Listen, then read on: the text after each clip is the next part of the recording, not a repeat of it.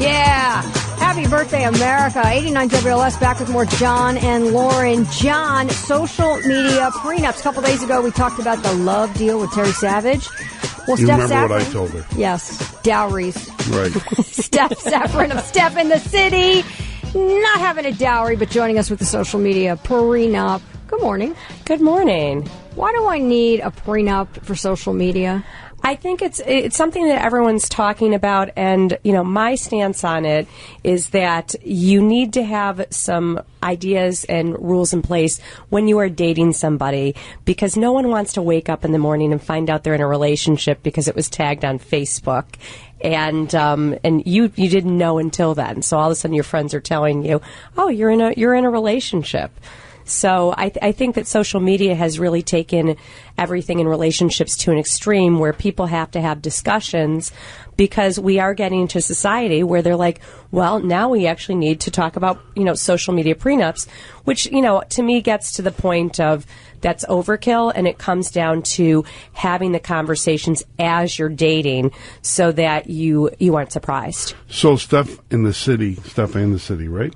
Mm-hmm. Say I'm at a dance in my neighborhood in the city, and I look across the room, and there's a girl named Maria. Okay. All right? And the Sharks and the Jets are in the room, too. And I fall in love with Maria, right? I just look at her, and our eye, we have that little thing. You know what I mean? Mm-hmm. Maria, just met a girl named Maria, right? Okay. And right then I say, sign this contract so you don't social media me? Is that when I do it? Actually, what they're saying now is when people are getting married, divorce lawyers are suggesting this as a situation. Hey, besides, do you want to consider a prenup about money? Let's talk about a social media prenup. It's come to that. Wow. And apparently 80% of divorce attorneys say that social media plays a role when you're talking divorce. How so? Because what happens, and this is where I think, again, I think this is where the lawyers are able to work with their clients and make a little extra money. But because people are posting things with new relationships, with Facebook, Twitter, Instagram, and even, being on dating sites. And so the, divorce attorneys are recommending that you really watch what you're posting during a divorce, especially when there's children involved.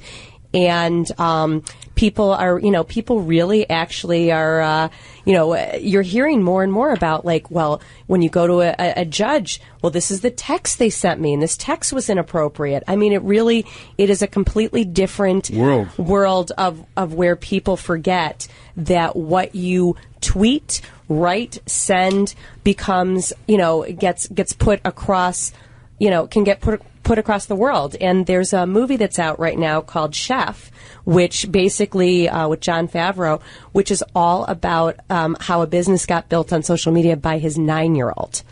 And he didn't realize what was going on. So the other component that you have to look into this, too, is when you're making these social media commentary about what you agree, you have to consider that you're going to, if there's children involved and you're getting a divorce, you've been married for 15 years, what if your kids start saying things about their parents? And that's the problem, Steph and John, with social media, is that whether you're talking about colleagues, whether you're talking about friends, whether you're talking about dating, or you're actually in a marriage and you're getting divorced, people get emotional, and then they just, they let it loose on social media. They want to put it on Facebook, or they put it on Twitter, and they're vicious out, and it's out there, and you want to protect yourself. Welcome to the club, everybody. Yeah.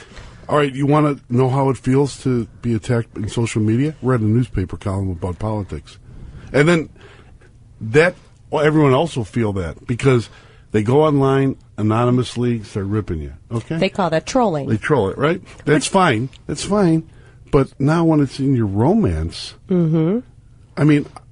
But how unromantic to then say, could you please sign a social media prenup before we finish dating in case... Yeah. The guy's reaching for your hand. It's that first sensitive touch at the dance with the balloons that haven't even broken yet.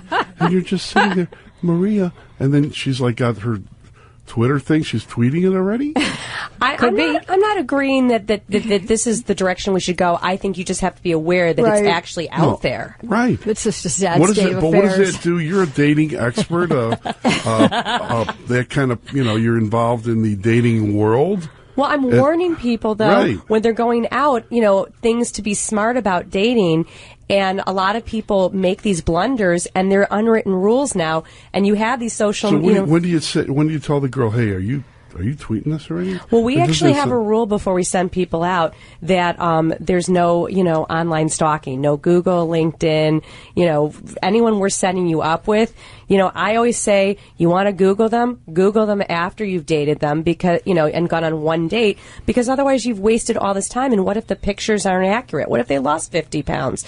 What if, it's the wrong person? I think people are so apt to think that you can find instantaneously all the information and that will prepare you to know whether or not this person's a good match. And that's not reality. What also scares me about it is that you can create a false identity on social media. So you could be married or in a relationship and agree to something, and then you create a different personality, and you go on there and different name and everything. Yeah, and you badmouth the person. Yeah, catfishing, all those kind of things. And the reality is that, sometimes if it's too good to be true, it probably is.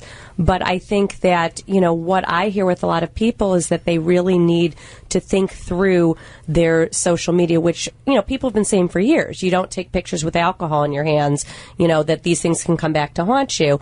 And I think now people are seeing with divorces that they have to be careful, and relationships just in general, they have to be careful what they're putting out there because it stays out there.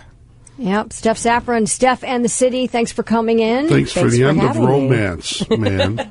I'm gonna tweet you and social media you some positive stuff after this. Thanks, Stef. Thanks. Thanks for having me.